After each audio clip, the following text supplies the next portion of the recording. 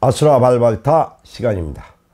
오늘은 라오스의 문화에 대해서 여행, 문화 뭐 이런 것이 같은 동의어죠. 이것에 대해서 말씀을 드리려고 합니다. 라오스는 오랜 식민지 생활을 겪었습니다.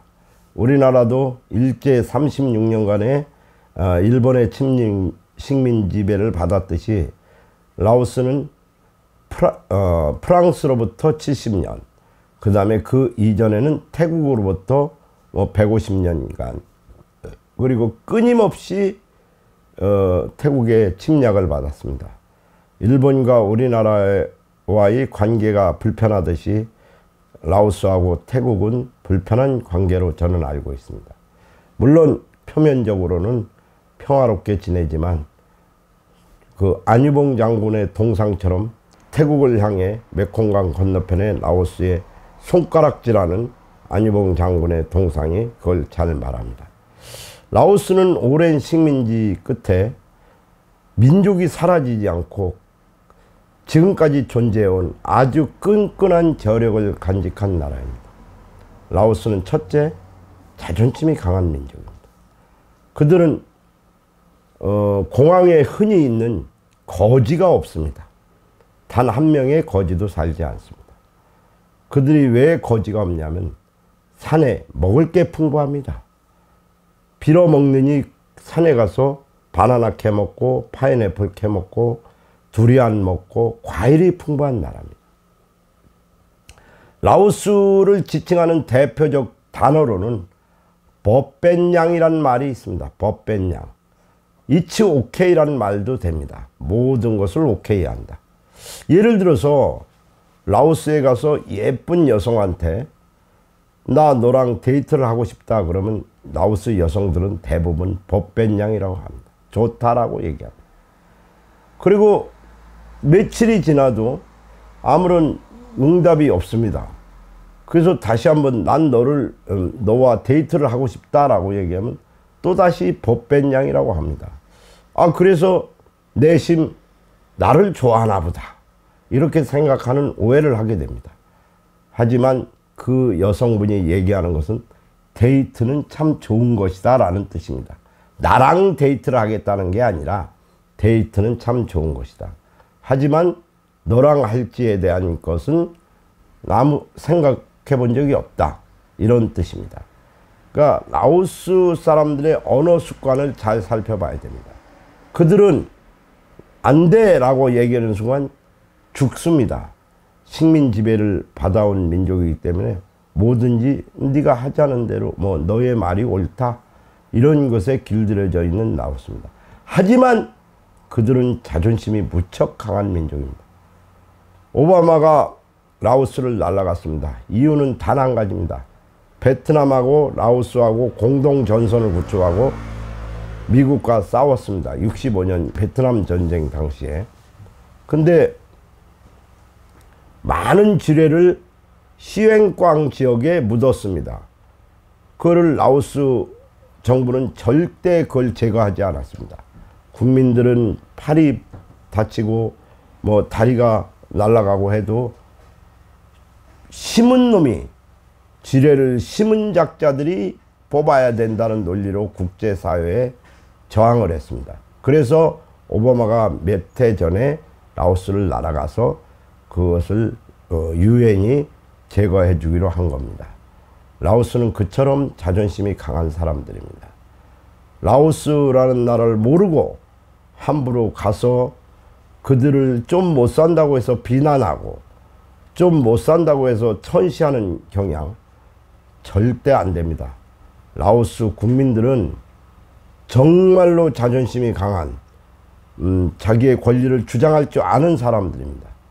그것에 뭣도 모르고 우리 한국이 조금 잘 산다고 해서 그들보다 경제적으로 조금 낫다고 해서 그들을 무시하는 행위, 이것은 국제사회의 한국민의 위상을 떨어뜨리는 아주 저열한 행위입니다. 다음으로 이야기하고 싶은 것은 라오스는 독자적인 문화유산을 간직하고 있는 나라입니다. 세계 문화유산 사이트에 아까 이야기한 그 전쟁 지역 시행광에 돌학이라고 있죠.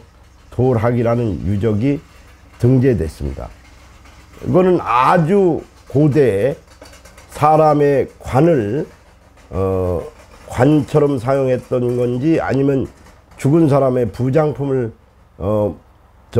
묻어놓은 돌학이라는 게 세계 학자들의 이야기입니다. 그것은 수천 년 전에 만들어진 돌학입니다. 이런 문화유산, 이런 독자적인 문화를 형성한 라오스는 우리나라와 문화유산 교류 사업을 하고 있습니다. 바로 라오스 남부의 홍랑시다 와푸사원입니다. 이 와푸사원은 앙코르와트라는 캄보디아 앙코르와트라는 유적보다도 무려 500년이나 앞선 아시아 최대의 유적입니다. 아무것도 모르는 사람들이 앙코르와트의 위대함을 알면서도 라오스의 와푸 유적의 위대함을 잘 모릅니다. 그 와푸가 동양 문화의 세계 최고의 돌 유적입니다. 그것을 우리 나라에서 공동으로 같이 복원 사업을 하고 있다는 것은 대단히 의미 있는 일입니다. 그리고 그런 일을 저와 정병국 장관이 이루어냈다는 것은 또한 우리 모두의 자랑입니다. 이를 통해서 문화재청은 중앙아시아로 진출할 수 있었고 지금은 이집트까지 또 진출하게 된 것입니다. 제가 제 자랑을 하는 게 아니라 우리가 원하고 우리가 뜻한 바가 있으면 끝까지 포기하지 않고 노력하는 것, 이것이 매우 중요한 일입니다. 문화재청은 이 발굴로 우리 한국의 문화재청 위상을 극대화시켰다는 점을 아시고, 그리고 라오스를 방문할 때 한국과 그런 일을 하고 있다라는 것을 우리 관광객들이 알고 그런 상식을 갖고 라오스를 방문한다면 여러 부분에서 국제적인 우정의 프렌들리십을 간직할 수 있을 것 같습니다. 우리나라는 라오스의 문화유산을 도왔지만 결국에 그들로부터 우리는 도움을 받은 것입니다. 이를 통해서 우리나라 문화재청, 문화재 보급 기술이 전 세계로 뻗어나가는 계기가 됐고 이집트까지 또 우리가 진출하게 된 것입니다. 그럼으로써 우리가 얻은 이득은 상당한 이득을 얻은 것입니다. 결국 우리가 먼저 선행을 베풀었지만 그것은 지렛대의 원리로 우리가 눌러놨으면 상대방이 올라가고, 그 다음에 우리가 일을 했으면 또 상대방이 올라가고, 이런 세상의 지렛대의 원리와 똑같다고 저는 말씀드리고 싶습니다. 그리고 라오스는 우리의 가장 친근한 문화유산 우방국이라는 거, 여러분들 그런 거 알고 라오스 여행을 즐겼으면 좋겠습니다. 시엔꽝 지역 한번 가볼 만한 지역입니다. 미군들이 엄청난 지뢰를 심어놔서 그 지역 주민들이 팔과 다리가 잘려졌지만 그래도 그들은 자존심을 지키고 그리고 국가의 정책에 또 부응하는 그런 참다운 민족이라는 거, 트집에 트집을 잡는 우리 한국 사람들, 이거 라오스를 통해서 배워야 됩니다. 누가 뭔가 일을 하려고 하면 온갖 트집을 잡고 온갖 고춧가루를 뿌립니다. 이런 의식 라오스로부터 교훈적으로 배워야 될 부분이라고 생각합니다. 감사합니다.